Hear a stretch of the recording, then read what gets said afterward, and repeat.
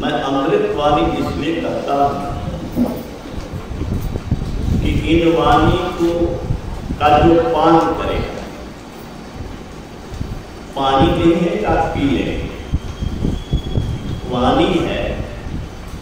वाणी को पीने का अर्थ है अपने जीवन में उतारना, कान से ग्रहण करना, अपने अंतःकरण में धारण करना और उसके अनुसार जीवन जीना, तो फिर अमृत पाना। जो सत्संग से अध्यात्म से दूर रहते हैं वो सोचते हैं कि अमर कैसे हो सकता है आगे। अरे यार, ये संतों की भूमि है भारत। असंख्य महापुरुष संतों के मार्ग पर चल करके अमृत पाया। आज उनका शरीर आप नहीं देखते हैं, लेकिन अपनी मौज से वे प्रकट होते हैं। हजारों वर्ष पहले सुखदेव मुनि हुए,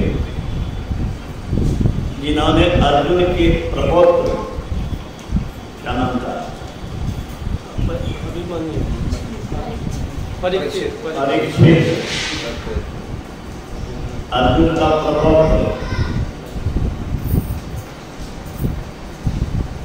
उनको भागवत कथा कह करके ऋषि के साथ से स्थापित जीवन को अंत में अच्छी दशा में गति दिलाने के लिए जो अंतिम 7 दिन तक सत्संग किया, उसके व्यास जी पर बैठने वाले ज्ञानदाता और थे सुखदेव। आपको जान के आश्चर्य होगा, 1779 ईस्वी में उत्तर प्रदेश के मुजफ्फरनगर से 22 किलोमीटर की दूरी पर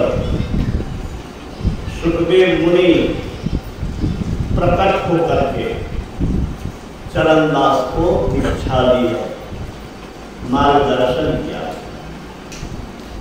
कहाँ हजारों वर्ष पहले और कहाँ की 1779 ईस्वी, 200-300 वर्ष, 17-300 वर्ष वाली नहीं है, 2079 होगा तब ना, 250 वर्ष पहले प्रकट होकर के दीक्षा।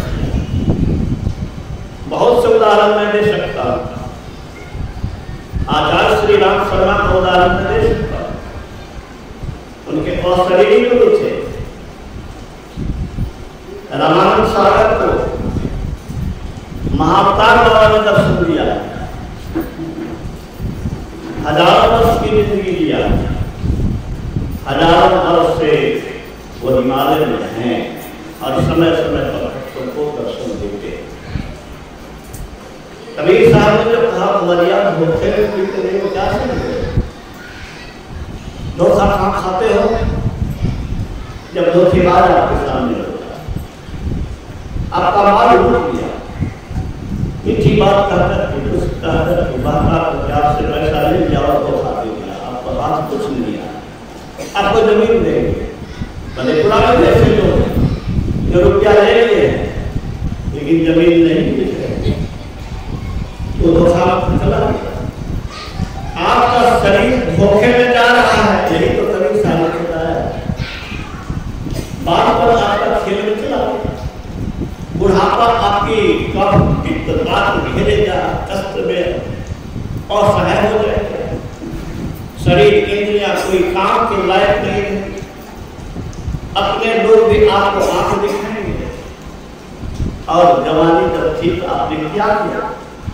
वो धन जमा किया जो धन आपका रहेगा। इससे चेतने के लिए कबीर साहब का एक वचन हुआ, उमरिया धोखे में जिनकी बीती सो बीती, जो बीती हम लोग कभी सो बीती, लेकिन अब ना बीते इसके लिए सत्संग इसी के लिए नहीं कुछ जानते हैं तो अदृश्य सत्ता को आप स्मरण करें,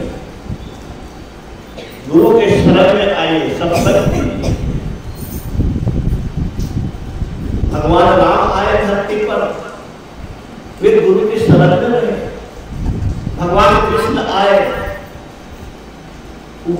सेवा की। और राम श्री कृष्ण की इस धरती पर अधिकांश पढ़े लिखे लोग, अधिकांश डिग्रीधारी लोग, अधिकांश लोग ऐसे हैं जो गुरु की शरण में जाना बिल्कुल अनावश्यक समझते हैं, फजूल समझते हैं। क्या तो सुन लीजिए गुरु महाराज ने क्या कहा। गुरु महाराज ने कहा इस देश में ऐसे महापुरुष हुए जिसने समुद्र में पुल बनाया 400 योजन लंबा। आज कोई एक किलोमीटर का पुल दिखा दे जिसके नीचे में पाया नहीं है। 400 योजन का पुल जिसके नीचे में एक भी पाया नहीं। और वो पुल अभी भी भग्नावस्था में भारत और लंका के बीच में है कि नहीं? राम सेतु के नाम से सुने तो बहुत विवाद करता रहता है। ऐसे पराक्रमी हुए भगवान कृष्ण, जन्म लिया तो खटक खुल गया, पहले रात में होश होके गिर गया। अब जमुना को पार कर रहा है तो जमुना की नदी का जब चरण स्पर्श करने के लिए ऊपर उठना है। राक्षस ने अगर उनको अपने अस्त्र में विष लगा करके मारने के लिए आई तो उसका प्राण ही चूस लिया। ऐसे भगवान कृष्ण कितनी लीलाएं का मैं वर्णन करूं, उनकी क्षमता का।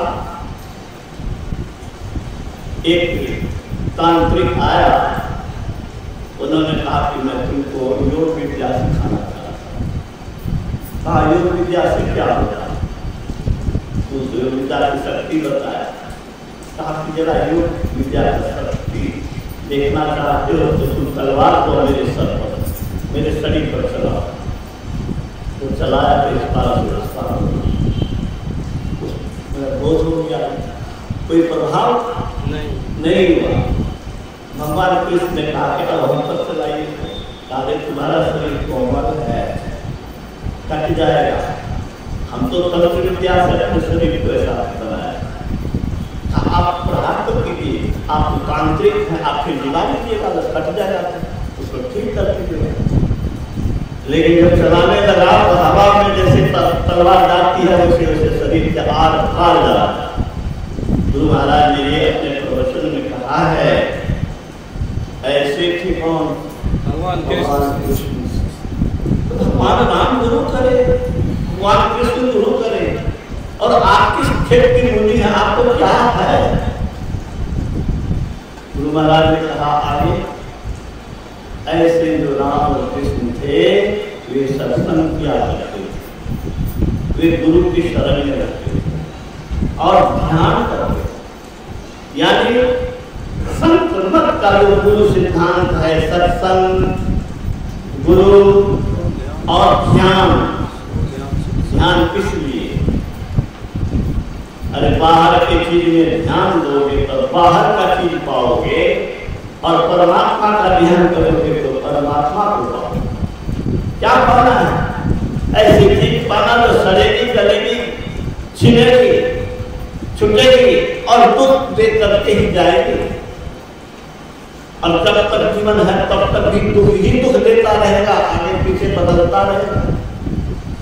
सड़ने वाले चीजों से प्रेम करोगे, सड़े जाओगे। सड़ने वाले चीज पर ध्यान दोगे, उसी को मन में बसाओगे, दिल में बसाओगे, सड़ जाओगे। जो सड़ने वाली चीज में विभ्रांत होता है वह है आत्मा।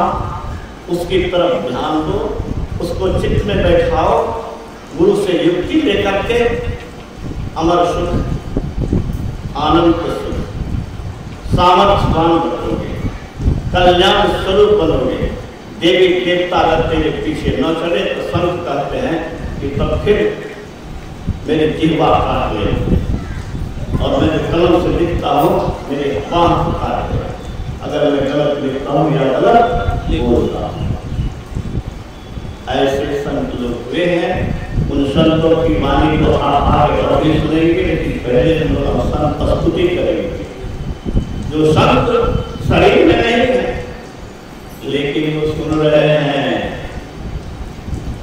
गुरु महाराज ने कहा अभी केवल हम लोग सत्संग करते हैं ऐसी बात नहीं है, वे भी हैं जो चले गए और हैं।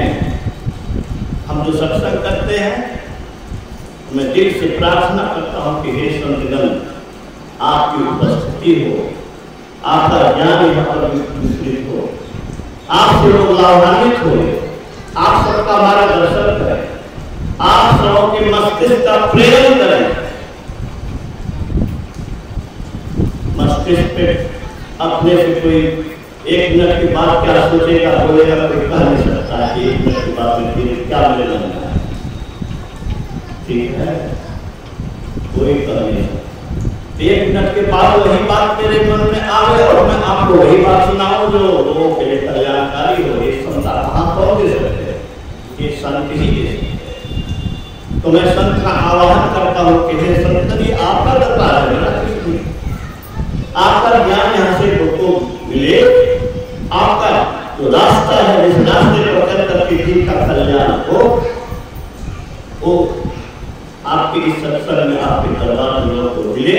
तो हम लोग पहले संत की स्तुति करेंगे और फिर गुरु से प्रार्थना करेंगे।